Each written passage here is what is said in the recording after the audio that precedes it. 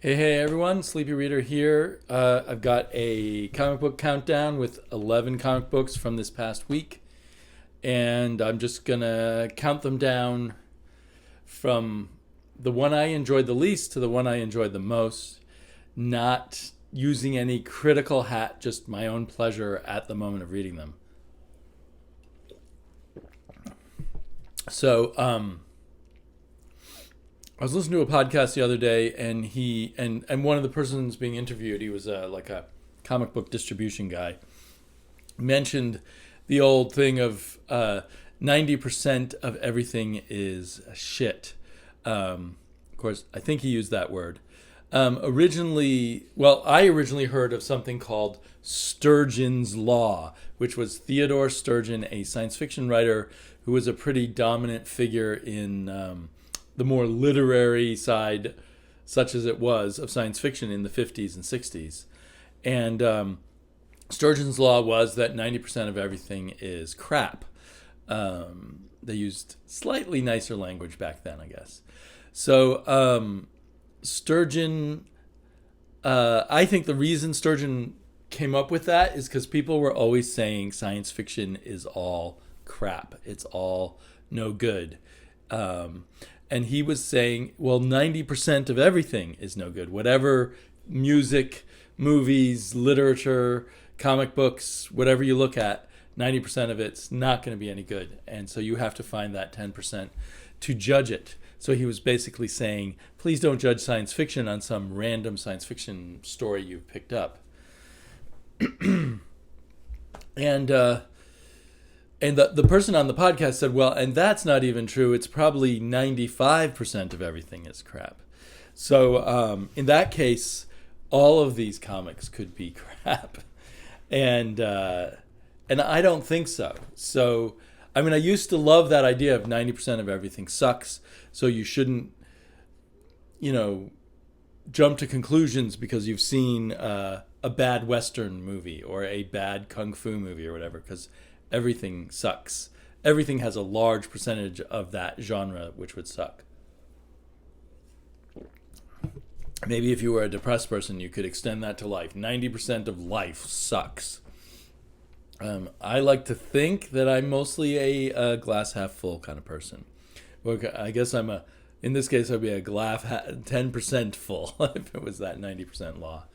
And it was somehow that made me think of, I don't remember what it was, in the 80s or 90s. The science fiction writers of the past were always craving approval from the mainstream. They wanted to be part of the bigger picture. One, because of money. Two, because of respect. Probably three, because it would then be easier to meet women in the case of science fiction, which used to be all men. Things like that, I'm guessing. You could, like the same way for science fiction writers had the same kind of life that Stan Lee used to describe, where he would go to parties and avoid mentioning he wrote comic books. Because to say you wrote comic books was next to being a pornographer. And to say you wrote science fiction was next to be saying you had an IQ of 75 or something like that back in the day. But anyway, so there was always in the little science fiction literary community and the zines and whatever else there was, because there was no internet at the time. So a lot of attention whenever there was any mainstream attention to science fiction. And once John Updike, who at that point was kind of the dean of literary writers in the 80s and 90s, he reviewed, I think it was the Science Fiction Hall of Fame, which was either one or two, a very large collection of what the science fiction writers of America had voted in as the Hall of Fame stories for science fiction. And in my memory of that volume, it was very historical. Like, here's the really important stories of the 30s and 40s and 50s and the like. The stories that meant the most to the field. Anyway, they were all excited that John Updike was going to review it, and then they read the review, and he said, well, these aren't badly written, there's some good ideas here, but ultimately all of this stuff is garbage because it's all pointless. There's useless. So this was supposed to be like the cream of that 10% crop in a way, and he still completely dismissed it. And you could sort of read in responses to this article the sort of heartbrokenness. We really wanted John Updike to understand us, and John Updike has even written some novels that are slightly science fictional. Surely he could have understood us. And I don't know why I associate all that together, but I was also thinking about, grading or scaling the stack of comics, pretty much all of which I enjoyed reading. I don't think there was anything here. Well, there's one that I might think of dropping next issue, but most of them I'm going to continue on at least a few more issues, even the ones that were lesser. But I was also talking to someone who, I don't want to get into too much details, but he's has professional activities in the comic book field. And, he was like, you like comic books much more than I do. and what it feels like in our conversations is he's very critical of what's in comics, and he wants a very ideal comic book, and nothing else will do in a way. Whereas I think I'm guessing, currently, because he's very busy making comics or working on comics, that I probably read more comics per week than he does. I'm just guessing. I don't really know. And then my mind jumped to how people keep telling me about great movies and great adult TV shows. I have basically watched kids shows with my daughter for 10 years or 6 years, however long she's actually been watching, probably 7 or 8 years. Mostly kids shows, cartoons. We watch, when we watch superhero stuff, we watch Lego DC and Justice League Action and Justice League Unlimited and Batman Brave and the Bold cartoons and all of that. And I enjoy those immensely. I've been immersed in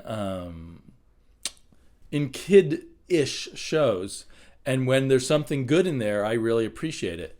But I just don't anymore want to go see those adult movies and those adult TV shows.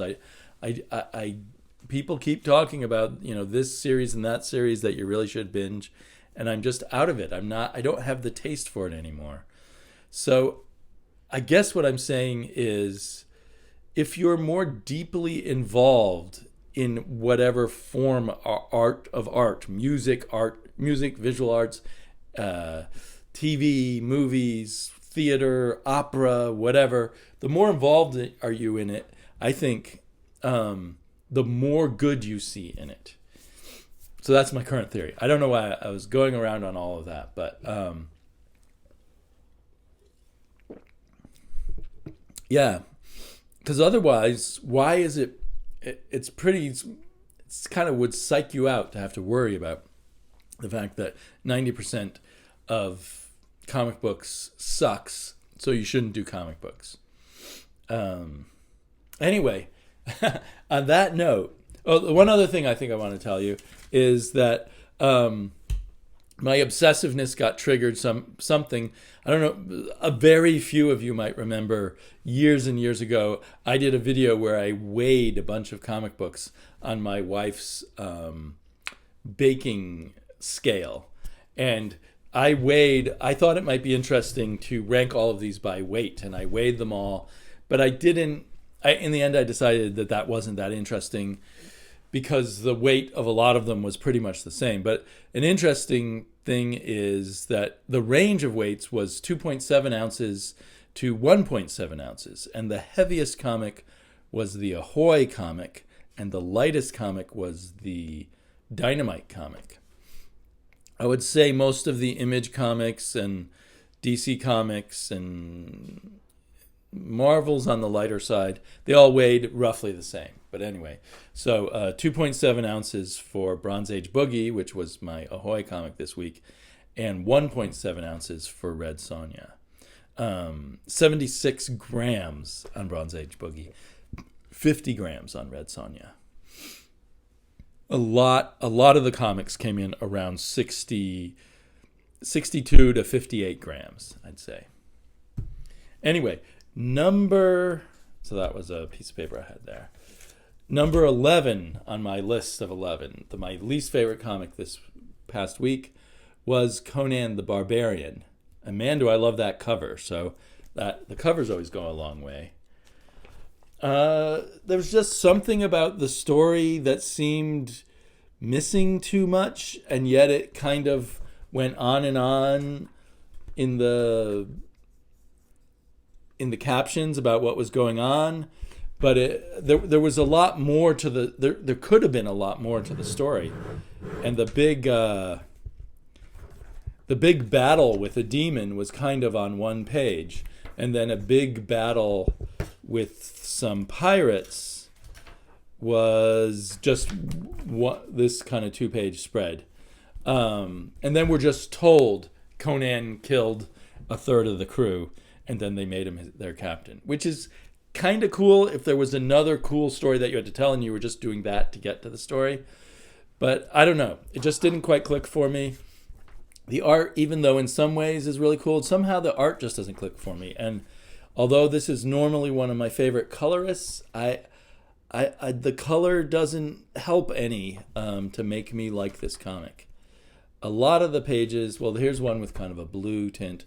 A lot of the pages had kind of a Twilight kind of look to them, I guess, for lack of anything else, with the colors.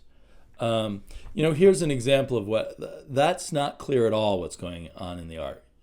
And for a big kind of epic Conan moment, we're not getting much there. We're getting a splash page, but we're not really getting much there, in my opinion. So that's why that one was number 11. The Conan book I'm loving, as you probably know, is Savage Sword of Conan. To me, that book really gets Conan.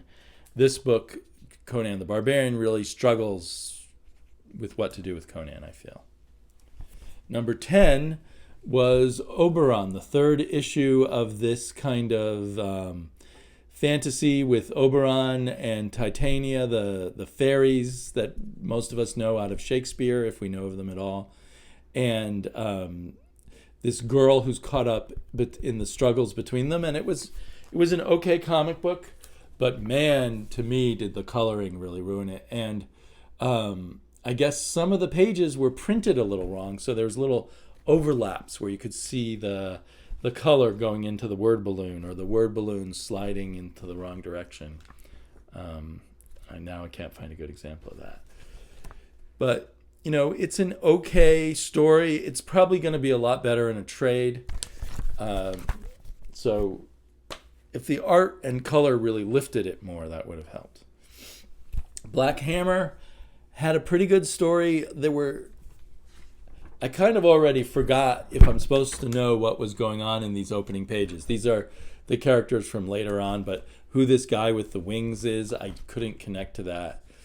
But what kind of brought this lower down on the list was the art. I have liked Matt Kindt art before, but this is rougher Matt Kindt art, especially for stuff like this, where I don't know, where you want a little more there in the artwork.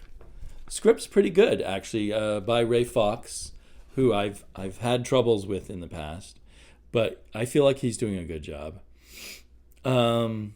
I'm definitely enjoying this book, and I will read it to the end and probably get a lot of pleasure out of it. And maybe, if the ending lands nicely, it'll rise up in my memory strongly, because it's a cool story. Number 8 was The Green Lantern, and this is kind of the reverse story. The art, of course, as we've all been.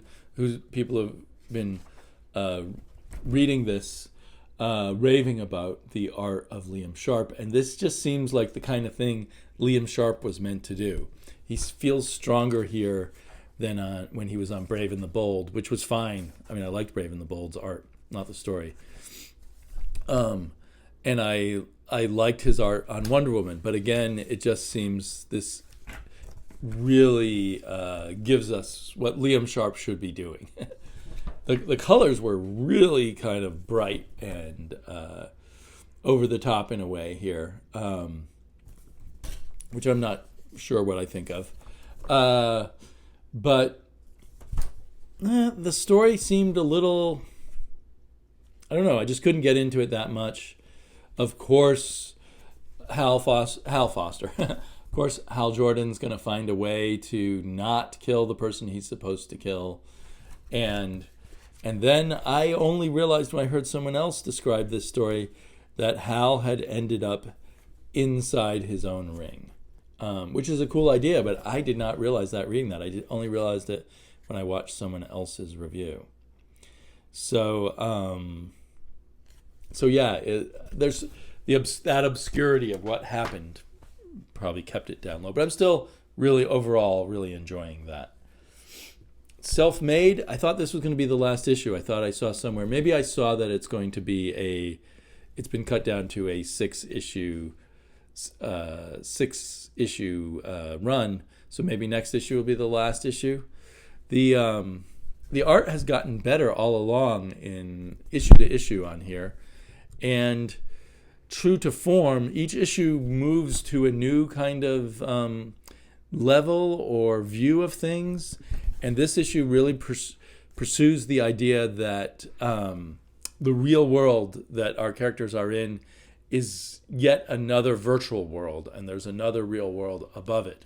So the character who's been created in a virtual world by the characters here believes she's still in a virtual world, and she finds some other humans who are in that virtual world. This one came in at number 7. So it was a lot of fun. You know, it's not the greatest comic in the world, so that's why it was number 7, but I definitely enjoyed it quite a bit. And then, kind of, much to my surprise, so Red Sonja's number 6, and this is Red Sonja number 3, and I read Red Sonja, and the covers are nothing like the inside. I really like the interior art. I read Red Sonja numbers 1, 2, and 3 all this week, and I really liked 1 and 2, and I would say this issue is a little less intense than those. So if I were to count all 3 of them together, this probably would be in my top 3 in a sense. But anyway, judging from just issue number 3, I'm starting to feel like I'm ready for the story to wrap up a little quicker. But this probably is not a great, if you're really into the Hyborian age, this is not that great of a comic, because I don't think Mark Russell knows that much about the history and the kingdoms of that world. We've got, in the 3 issues that I've read, we've got Zamora, and we've got Stygia, and we've got Harkania, where Red Sonja has now been declared queen. And I don't think any of them come very close to the Robert E. Howard versions of those countries. Stygia particularly, because it's supposed to be like Egypt, but it's just like all the other countries. But if you discount that, if you say this is Mark Russell writing a kind of barbarians in ancient kingdoms kind of story, it's a really good Mark Russell story. And the art, other than the fact that it's not really portraying anything like I would say the Hyborian age should look like, the art looks really good. The color and the line art by, what's his name, Marco something? Where's the credits? Marco Kolak. I think the credits are actually at the very back. Marco Kolak and Bob Q are the illustrators, and the colorists are Deborah Kelly and Bob Q. Maybe Bob Q is the inker. I don't know. But it's a very pleasurable thing to read. As I said, this was the lightest comic of all of them, and these read very quickly. So there is that. Perhaps it's something that would be good to get in trades. But I have to thank, well, several people have said good things about this, but in particular, oh,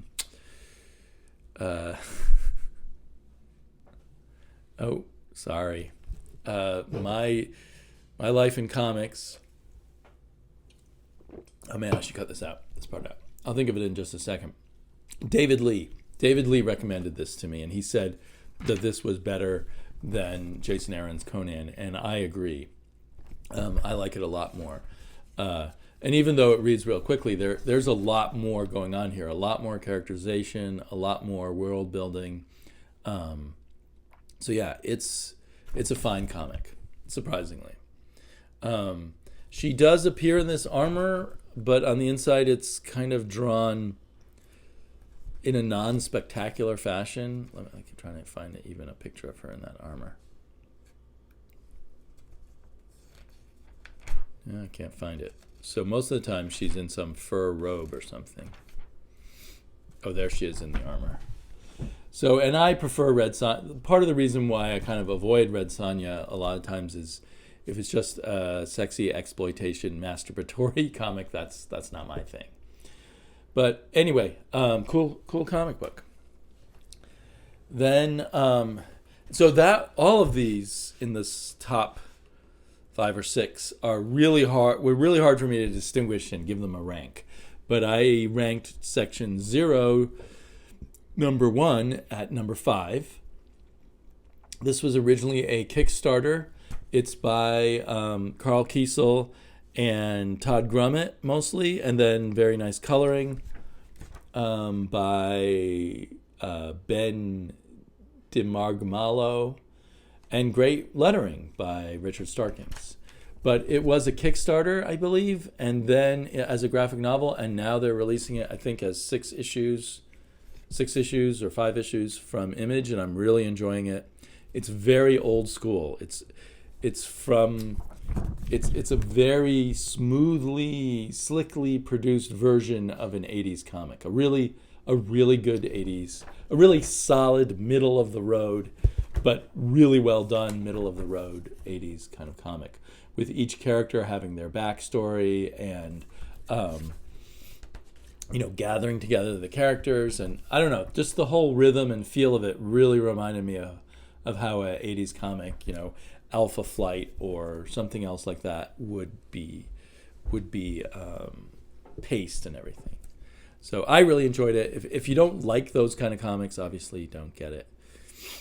Not a whole lot more to say about that, but good stuff. They currently have a Kickstarter of the next volume, but it's going to be a prequel to this taking place in the 50s, and I have supported that on Kickstarter. I'm going to get the graphic novel version. Curse Words, the current Curse Words arc ended, and now they've started between each arc putting out a special. This is the spring special. So the special kind of fills us in on the ongoing love story of Wizard and Ruby Stitch, and now they have a baby, and it's very good. It enriches the main story a lot. I suppose you could read the main story without reading this, but I highly recommend reading this. And the last special, was it the winter special or the last spring special? I don't know. Was also very good. This one is drawn by Mike Norton instead of Ryan Brown, but it captures everything. It feels just like a Curse Words comic. So anyway, I enjoyed it a lot, and I recommend it to you if you're reading Curse Words. Die is another. Die was at number. So Curse Words was number 4. Number 3 is Die, a very good issue of Die. The top 3 were even more hard. The top 5 or 6 were hard to parse out, and I think the only reason I put Die could have been number 1, but I put it a little lower because there was a lot of strategy that the characters were doing that was a little obscure to me. I could kind of fill in the blanks, but it felt like a little more work, and maybe a little more work for me than I really want to do in a comic book. So maybe if someone who is more involved in role-playing games, immersed in that, maybe it would make more sense to them there, or be easier for them to fill in all the gaps of what was going on.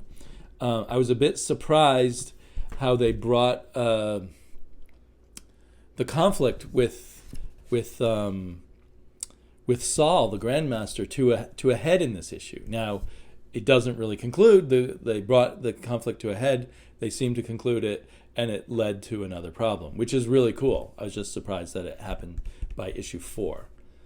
I think I still find the art at times too much like a generic illustration, despite its wild painting quality. But it's growing on me, or maybe it's improving. I don't know which. That there's some panels that have more pizzazz for me than they did before. But I think a lot of it is I'm getting used to it.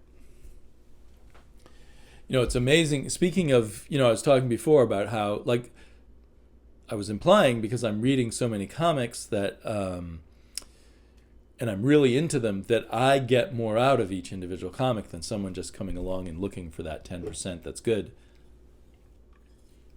That's supposedly not crap. And of course, I also have a lot of experience of buying what I like and looking for what I like. So that also winnows it out to not be 90% of what I read is crap, or at least crap to me. But anyway, the more you're immersed in the form, and one of the tricks right now of reading comics is and this is, such a example, with each comic, you're viewing a different style. I was reading this comic, and then before that, I was reading one in this style, and then before that, I was reading this 80s looking style. You got to almost get used to moving from style to style to style. And when I read comics as a kid, the big stylistic change was going from John Buscema to Kurt Swan or something like that. And then you would be really shocked when you hit Frank Springer or Bill Everett drawing this Submariner. I just picked up some Submariner comics that, to my surprise, from the 70s were drawn by Bill Everett. And his artwork's kind of a shock in the framework of the 70s Marvel comics to me. So that's kind of one of the challenges of comics right now. So the next comic, my number 2 comic of the week, I wasn't expecting to like this as much as I did, although I was expecting to like it because all the Ahoy comics I've read so far, I've really liked. This is Bronze Age Boogie number 1. And it's interesting because unless you're a comic book fan, you don't know what the Bronze Age is. You don't know that means the 70s. Now, the term boogie might be a clue. But this is not what I originally thought. It's kind of about this girl. There's a lot of time travelers involved. And there's this girl in basically from 1975 BC who is going to end up in 1975 AD. And there's lots of Bronze Age and really Silver Age kind of cliches like talking monkeys and the go-go golem and other funny Dr. Lunar. So sort of characters that are spoofs from Bronze Age and really Silver Age comics. And we have this monkey who's back in time in the 1975 BC, who knows about the future, who's a time traveler trapped in the past. The funny thing, but I was able to go with it and enjoy it, is this girl uses all kinds of expressions before I think she's time traveled. I guess the monkey has taught them to her. Like she makes a joke about Potsy from Happy Days. One of Richie Cunningham's friends from Happy Days. Where did that go? And she uses words like funky and stuff like that. Anyway, I don't even know how to describe this comic that well, but it's really well drawn by Alberto Ponticelli. Beautiful colors, fun script. So pick it up if you can, in my opinion. Could easily have been my number 1 comic. All of the top 3 or 4 could have been my number 1. So, and then there was a backup story, which was also very good, which looks like it's going to be about a bear that becomes sentient after hitting cosmic waves.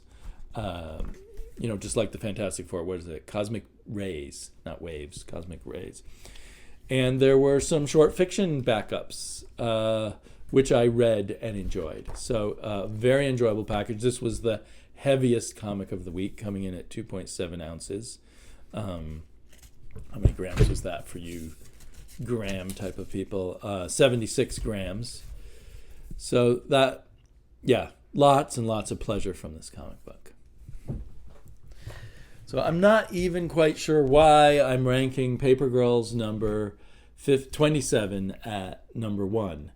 I wonder if each issue is going to have a this final arc a picture of one of our characters in this, because I think the last issue had another character in this spread, kind of back to front cover. It's kind of boring. I love the art, love the color.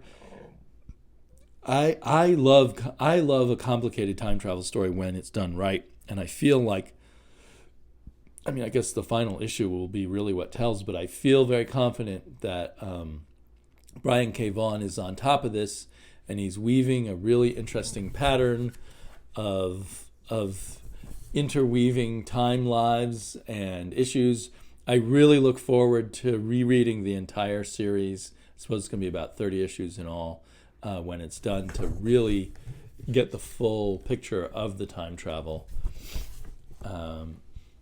So nothing unusual about this particular issue of Paper Girls, just continuing all the different aspects of Paper Girls that make it great. And I'm just really looking forward to seeing how it wraps up. So thanks for joining me. I fantasized that I'd make this a 20-minute video. I see it's over 30 minutes. I had already decided I do have a haul this week too of back issues, but I plan to make a separate video on that. So I'll talk to you all later. Cheers.